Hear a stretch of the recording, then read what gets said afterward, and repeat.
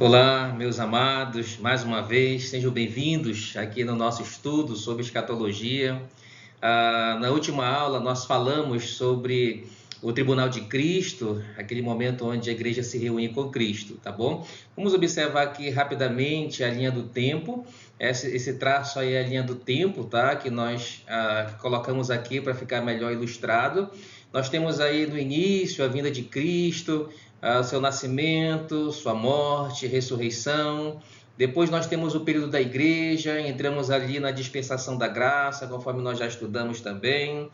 E o que a igreja espera hoje, irmãos? É justamente o arrebatamento. Nós já vimos e falamos sobre o arrebatamento em vídeos anteriores, e falamos que o arrebatamento é algo iminente, ou seja, não tem aviso prévio. A qualquer hora e momento, Jesus Cristo vai vir até as nuvens e assim receber a sua igreja. Depois do arrebatamento, nós teremos aqui na Terra um período de 7 anos, como nós vamos estudar futuramente, que é justamente o período da tribulação. E o que vai acontecer no céu, justamente nesse período, quando a igreja então for arrebatada?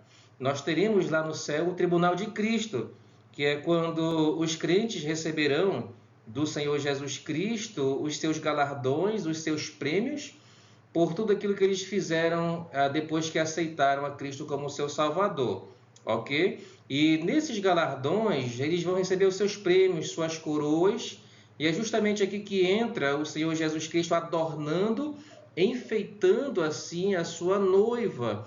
E nós vamos estudar hoje justamente esse acontecimento.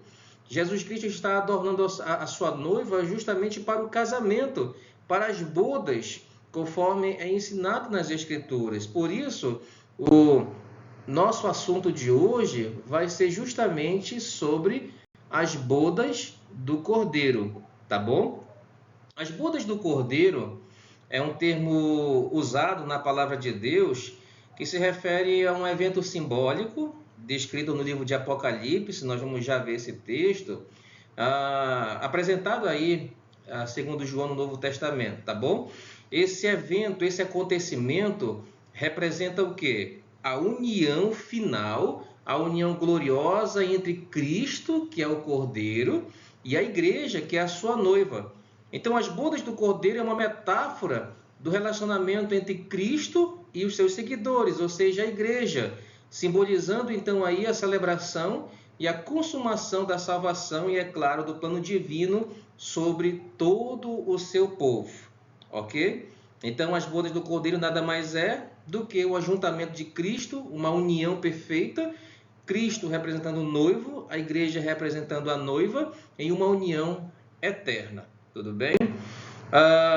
Nós vamos observar que nesse contexto aí, as bodas, elas representam uma festa, é alegria, um casamento. O casamento é algo alegre, certo? Então, essa alegria representando a união eterna entre Cristo e a sua igreja. Após ali a derrota final do mal e o estabelecimento então do reino de Deus, a igreja e Cristo passarão a eternidade juntos, tá bom? Então, as bodas vão representar para nós uma imagem de quê? De esperança, de celebração, de alegria para os crentes, simbolizando para nós aí a promessa de vida eterna e, é claro, comunhão com Deus. Em Apocalipse 19, versículos 7 a 9, é um texto-chave para a doutrina das bodas do Cordeiro, onde João diz assim: regozijemo-nos e exultemos, e demos-lhe a glória, porque são chegadas as bodas do Cordeiro, cuja esposa a si mesma já se ataviou, ou seja, ela já foi enfeitada lá no céu no momento em que estava recebendo os seus galardões, os seus prêmios. Pois lhe foi dado vestir-se de linho finíssimo, resplandecente e puro. O linho finíssimo são os atos de justiça dos santos, ou seja, o porquê ela recebeu então esses prêmios e foi enfeitada e foi adornada. Aí diz: e o anjo me disse, escreve, bem-aventurados aqueles que são chamados à ceia das bodas do Cordeiro. E acrescentou: são estas as verdadeiras palavras de Deus. Então, o texto base aí mostrando a comunhão, o ajuntamento, a união de Cristo e a igreja se encontra justamente aqui em Apocalipse 19, versículos 7 a 9. A palavra bodas, ela tem um significado de quê? De celebração de casamento, tá? Ou seja, a festa ali onde se celebra o enlace matrimonial, tá certo? Nós vamos observar que em muitas passagens ali do Novo Testamento, a relação entre Cristo e a igreja, ela é mostrada para nós, ela é revelada pelo uso de figuras ali do noivo e da noiva. Por exemplo, um desses textos que eu peguei aqui, 2 Coríntios 11, 2, Paulo diz que ele zela pela igreja de Corinto, no caso, né, através dos seus conselhos, através ali de chamar a atenção das suas admoestações para com aquela igreja. Paulo diz então que, fazendo isso, ele zela para poder o quê? Apresentar a igreja de Corinto como uma virgem pura, demonstrando ali a pureza, demonstrando santidade, demonstrando ali fidelidade. Então ele zela pela igreja para que ele apresente a igreja como uma virgem pura para um só esposo. E ele vai dizer quem é esse esposo, que é justamente o Senhor Jesus Cristo. Ok? É interessante, irmãos, eu falei para vocês lá no início que após o arrebatamento, o tribunal de Cristo e as bodas durarão 7 anos. Porque aqui na terra terão 7 anos o quê? De tribulação, tá bom? E é interessante a gente observar aí, observando lá na questão do casamento judaico, entre os judeus as bodas eram celebradas durante 7 dias com grande alegria, tá? Mas aí, pastor, por que então, o que tem a ver 7 dias com a tribulação? Lembra que a tribulação tem 7 anos. E olha só, na simbologia profética das Escrituras, os 7 dias das bodas apontam para 7 anos, que aqui na terra vai estar acontecendo a tribulação. Então, em termos proféticos, um dia equivale a um ano. Então, um dia representando um ano, 7 anos de tribulação representam ali o quê? Os 7 dias que lá no antigo Israel eram celebradas as bodas de casamento. Então, há uma ligação aqui profética, uma ligação aqui verdadeiramente interessante, né? Uma metáfora, uma alusão ali do que realmente vai acontecer no final dos tempos, tá bom?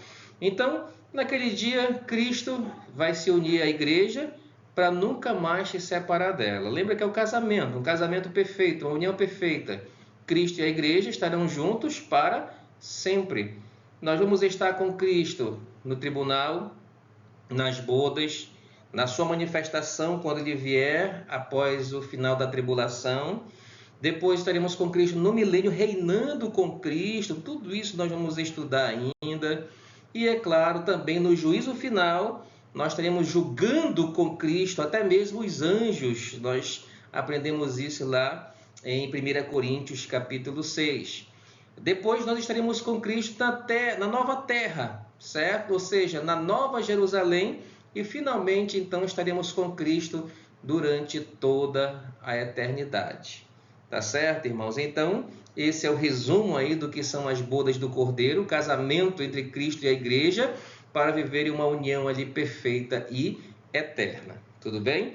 Que Deus esteja abençoando a cada um de vocês. Não esqueçam aí de curtir, de se inscreverem aí no canal, tá? Se você não é inscrito, compartilhe para outros também que ainda não são inscritos, para que possamos então espalhar cada vez mais a verdadeira doutrina, o verdadeiro ensinamento da palavra do Senhor.